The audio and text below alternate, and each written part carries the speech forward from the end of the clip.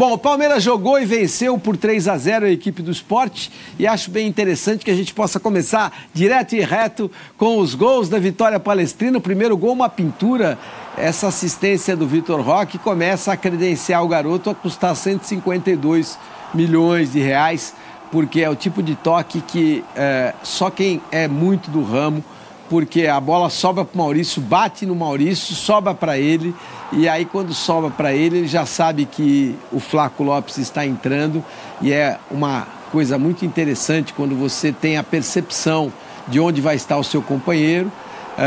O Palmeiras depois teve outras oportunidades, o time do Sport nunca chegou a ameaçar, e aí o Palmeiras vai de novo, o Vitor Roque faz o segundo gol e na sequência a gente vai acompanhar o terceiro gol, o gol que dá a garantia de que o Palmeiras tem tudo isso que a gente já sabe que tem, tudo aquilo que a gente já imaginou que o Palmeiras tinha, tudo aquilo que a gente entenderia que o Palmeiras poderia ter feito e naturalmente vai fazer nesse campeonato. A grande questão, ô Nicola, a grande questão é entender que como é que um time que tem esse orçamento, que tem todo esse elenco, que tem um zagueiro como o Gustavo Gomes, que não só é um xerifão, mas tem uma qualidade única quando vai para frente, e essa qualidade do cabeceio dele é única. Como é que esse time que tem 560 milhões de gasto e agora gasta mais com o Andréas Pereira, ou seja, não imagino quanto esse Palmeiras vai gastar, o talão de cheques da Leila não termina nunca. Esse time está fora da Copa do Brasil. É um contrassenso? É, assim como o Flamengo, né? Muito louco. Mas assim, ele e eliminado pelo Corinthians, cujo investimento foi de 0 em contratação de reforço. A gente pode até esmiuçar essa situação um pouco mais pra frente. Eu queria destacar a importância de vencer em casa. O Palmeiras tem como grande dificuldade nessa temporada, ou grandes dificuldades, desempenho contra times do G6. A vitória contra o Botafogo foi a primeira no Campeonato Brasileiro contra times que ocupam a parte de cima da tabela de classificação. E o desempenho dentro de casa. O Palmeiras, algumas rodadas atrás, tinha campanha de time rebaixado como mandante. Muito louco isso. Com essa vitória foi a 20 pontos em 10 jogos como mandante. São 6 pontos de desvantagem em relação ao Flamengo. O Palmeiras só não é líder isolado do Campeonato Nacional pela falta de jogos. Tem jogo a menos que seus concorrentes, mas também porque em casa nunca conseguiu deslanchar. A partida de hoje foi diferente. E ela passa também por uma situação diferente, porque aos poucos, e meio que sem querer, porque o Abel não havia projetado isso, Flaco Lopes e Vitor Roque vão dando um outro ar para o ataque palmeirense. O Vitor Roque, como centroavante, não conseguia jogar tudo aquilo que a gente imaginava. Com a presença do Flaco, que não é só um centroavante, eles se alternam bem nessa posição, né? Um sai, o outro vai, mas há um entendimento entre eles e essa parceria, essa distribuição dentro de campo, essa movimentação incessante faz com que o adversário tenha muita dificuldade. Mais um jogo em que Vitor Roque e Flaco Lopes se entenderam muito bem.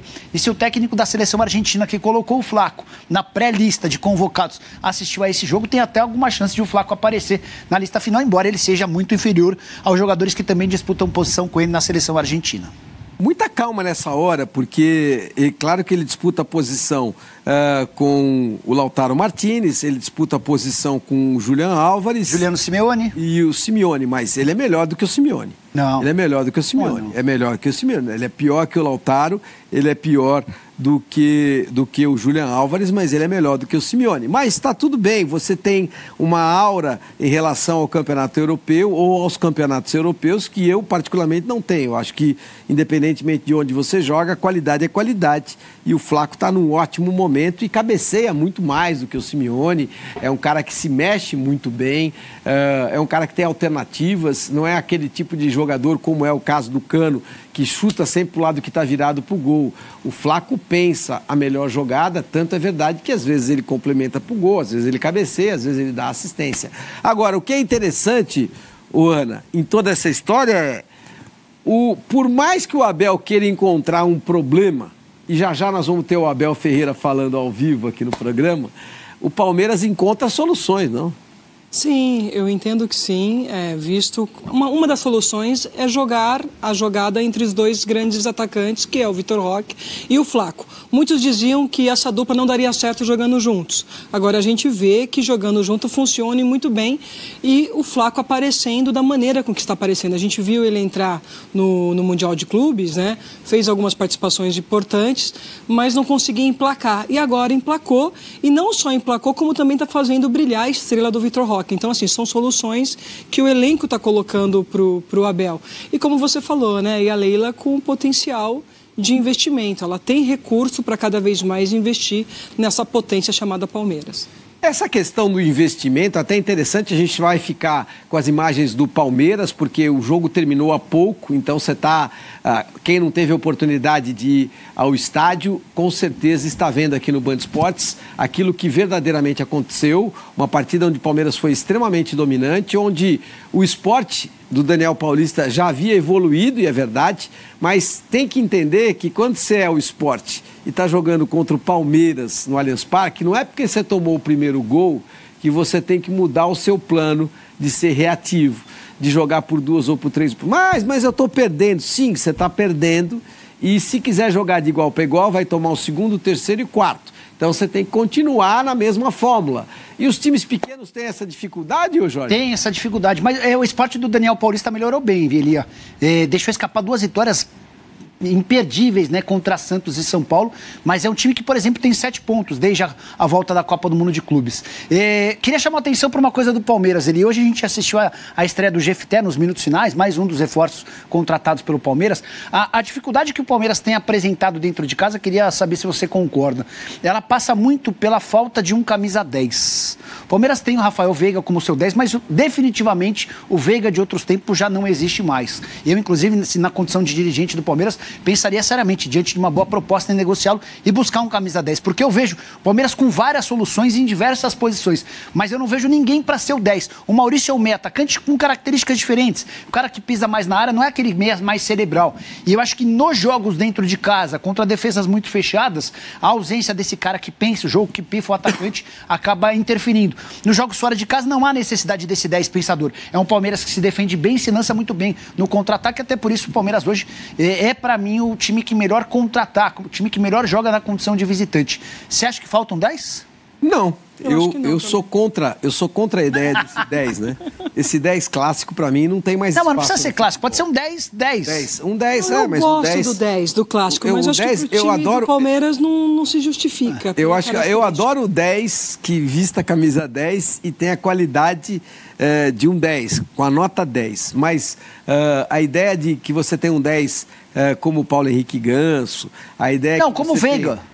Mas o Veiga... No bom momento. No bom momento, ele nunca foi um 10 clássico, né? O Veiga sempre foi um meia atacante. É um meia atacante. De muita qualidade, de chegada muito interessante na área, de ótimo chute, de grandes cobranças de falta, de grandes cobranças de penalidade máxima. Então, era um cara de boa visão, mas de muita velocidade e de força. O Palmeiras tem esse jogador hoje? Eu acho assim que você tem que misturar um pouco, né? O Palmeiras tem que pensar o seguinte, quando chegar o Andréas Pereira vai ser muito esse cara, né? Porque não é um pouquinho mais para trás? Ele é um pouco mais, mas não se esqueça, o Andréas Pereira tem qualidade para sim. Pode pisar na área. E o Andréas Pereira tem mais qualidade do que a maioria. Por exemplo, se você imaginar Felipe Anderson, Maurício e Andréas Pereira, eu acho que o Andréas Pereira é melhor do que os outros dois.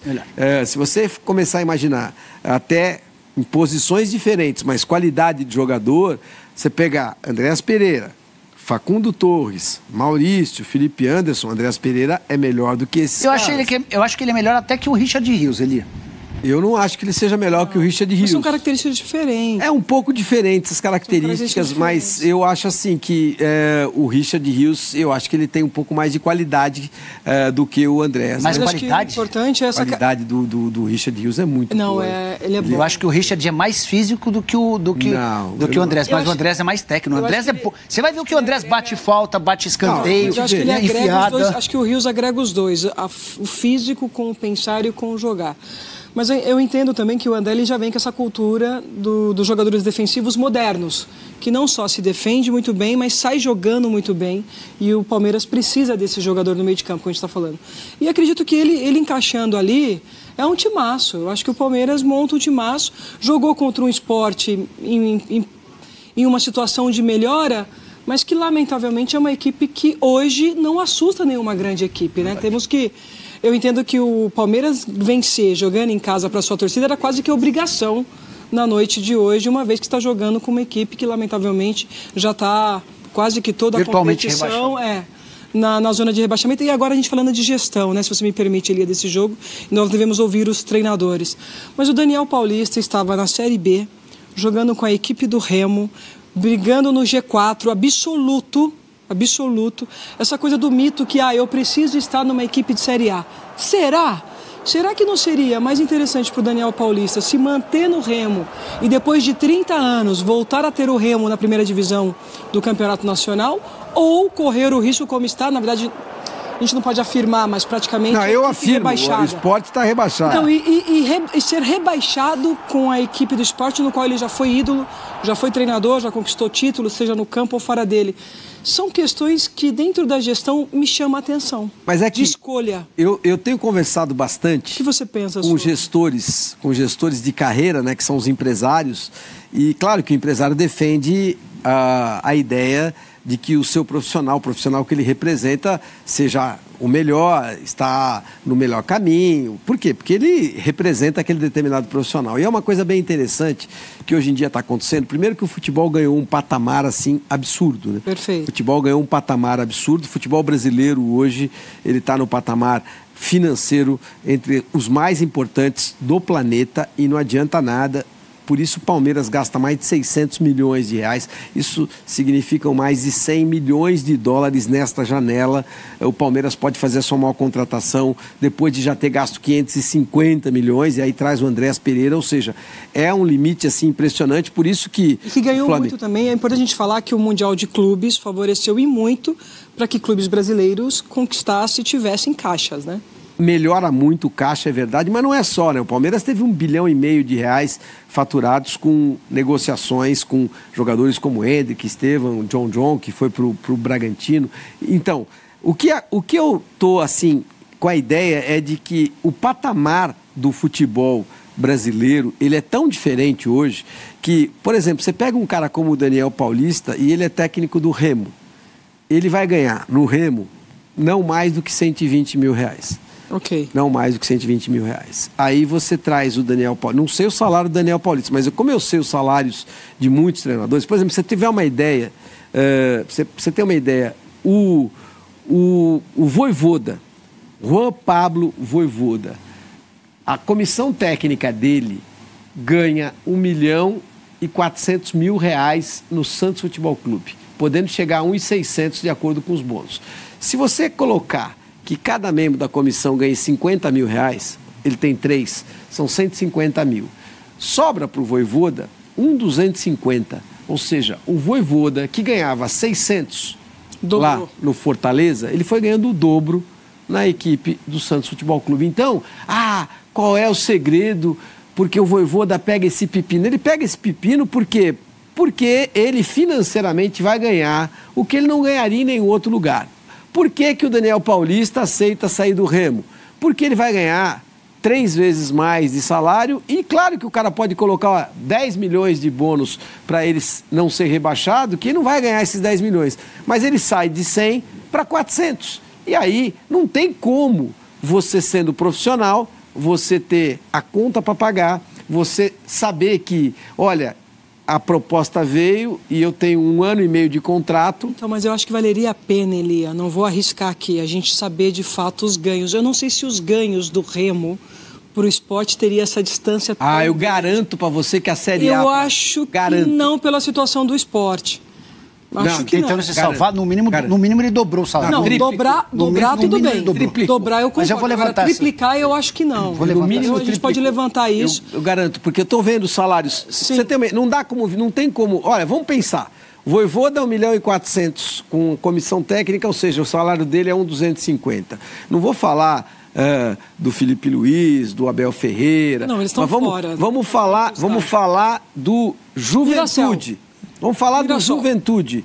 O Mirassol é um caso atípico, porque não o Rafael Guanais não existia. Não tem essa folha. Não tem essa folha. E não existia. O Rafael Guanais é um treinador que deve ganhar 200 mil. Mas é o caso atípico do Mirassol. O Mirassol paga muito em dia, mas... O Seabra ganha quanto, Elia, no Bragantino? O Seabra ganha o Seabra ganha no Bragantino... Ele dobrou o salário, não dobrou na renovação? Ele dobrou o salário. De 200 para 400 mil? 450. Não é mais que isso também. 450. Acabou de renovar o contrato e algo assim estranho. O Carpini no Juventude. Carpini no Juventude, 400 pelo menos 500 mil. Pelo menos entre 450 e 500. Por quê? Porque o Carpini já ganhava 500 no Vitória. A comissão técnica dele custava 600 mil no Vitória. Então, quando ele vai para o Juventude, na situação em que foi, e na necessidade do Juventude, isso sem contar bonificação. Porque você tem um bônus que deve ser de 2, 3 milhões aí, para você não ser rebaixado. Então, eu tenho muita informação daquilo que acontece no bastidor e por várias fontes para a gente poder checar, porque você sabe que cada um tem interesse de falar alguma coisa e tal, mas o que acontece é que não dá para comparar. Não dá para comparar. Séries B e C estão num patamar histórico de Brasil, sim, interessantes, tal, mas não dá para comparar mais com a Série A. A Série A do Brasil hoje, ela está numa distribuição de dinheiro assim absurda. Sim,